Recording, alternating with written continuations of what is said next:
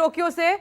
Corona का साया देखिए टोक्यो भी पहुंच चुका है। टोक्यो ओलंपिक पर भी भारी पड़ रहा है कोरोना। टोक्यो ओलंपिक के खेल गांव में कोरोना का पहला संक्रमित मामला सामने आया है और संक्रमित होने वाला व्यक्ति आयोजन मंडल का सदस्य बताया जा रहा है। न्यूज एजेंसी के अनुसार एएफपी के मुताबिक आयोजकों ने कोरोना से संक्रमित इस अधिकारी को 14 दिनों के लिए क्वारंटीन कर दिया है। बता दें कि ओलंपिक की शुरुआत 23 जुलाई से होनी है और बीते दिनों टोक्यो में लगातार कोरोना के मामलों में इजाफा हुआ है।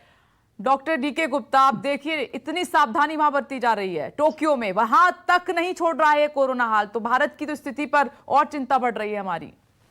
नेश, आपने जैसा बताया, अभी डब्ल्यूएचओ ने एक दिन पहले चेतावनी जारी करी है। दुनिया के 66 देश हैं जहां पे कोरोना के केसेस बहुत तेजी से बढ़ रहे हैं। जैसे आपने बताया, स्पेन है, स्विट्जरलैंड है, इंडोनेशिया है, थाईलैंड है, बांग्लादेश है, ऐसे बहुत सारे देश हैं जहां पे जो स्प्रेड रेट है, इन्फेक्शन रेट है, वो 100% से लेकर 200% और 300% तक बढ़ चुका है। आर नॉट वैल्यू जो एक इन्फेक्शन स्प्रेड का मार्कर होता है, इंडिया में भी पिछले 2 हफ्ते में वो 0.75 से 0.88 बढ़ गया है। मतलब पहले 100 लोग 75 को इन्फेक्शन कर रहे थे, अब 188 कर रहे हैं। तो कहीं ना कहीं केसेस बढ़ रहे हैं। अभी सेकेंड वेव खत्म नहीं हुई, सेकेंड वेव को हम कंट्रोल नहीं कर पा रहे और उससे पहले ही तीसरी वेव को हम जनित कर देंगे और ये हम सब द्वारा जनित तीसरी लहर होगी, ये मानव जनित तीसरी लहर होगी। तो इसलिए हम सबको चाहिए, बल्कि मैं कहूं सरकार को चाहिए, ऐसे लोगों के खिलाफ कठोर कार्रवाई करी जाए। जैसे डॉक्टर मलिक कह रहे थे, ये लोग अपना नहीं दूसरे लोगों की जान को भी रिस्क में डाल रहे हैं। भाई, हम वैक्सीन लगा के या कोरोना के इन्फेक्शन को प्रिवेंट करके हम अपनी लाइफ तो बचा दें। इसी से जुड़ा हुआ मेरा सवाल है डॉक्टर डीके गुप्ता, ये सवाल मैं डॉक्टर एम वली से पूछना चाह रही हूँ। सर, इस बार अगर कोई सरकार की तरफ उंगली उठाएगा जो लापरवाही कर रहा है, तो वो शायद उसकी उंगली उठाना सही नहीं रहेगा, क्योंकि ये लोग अब इस बार खुद ही जिम्मेदार होंगे, क्योंकि सरकार तो बहुत पहले से चेता रही है।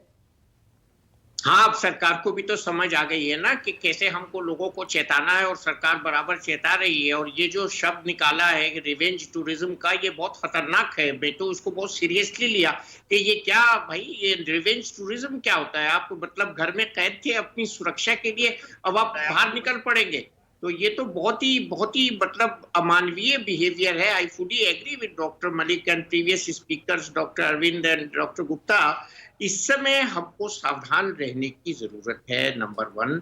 और जो आपने अभी टोक्यो ओलंपिक की ब्रेकिंग न्यूज दिखाई है, इतनी कंट्रीज से ये खेलों का महाकुंभ है। इस तरह से हमने देखा इंडिया की भीड़ में, इस तरह से ये खेलों का महाकुंभ है और टोक्यो के लोग बहुत समझदार हैं, बहुत दिन से इसके खिलाफ प्रदर्शन कर रहे हैं। और ऐसा क्या खेल करने की वो जरूरत है जो आप ऑडियंस लेस, दर्शक लेस, जिसमें दर्शक ना हो, जिसमें कोई देखने वाला ना हो, मतलब मूक हो गया, ये तो मूक खेलों का एक वो हो गया।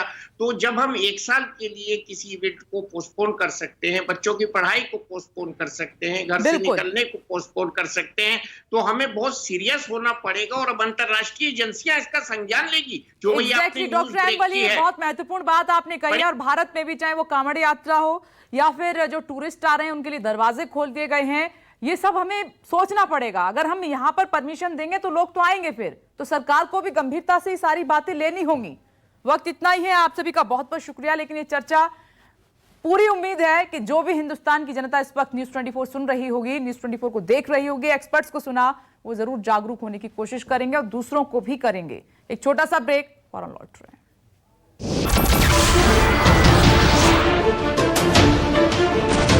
नमस्कार, मैं हूं मानक गुप्ता।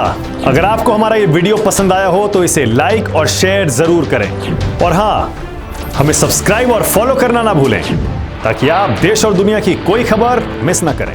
तो जुड़े रहिए हमारे साथ और देखते रहिए न्यूज़ 24।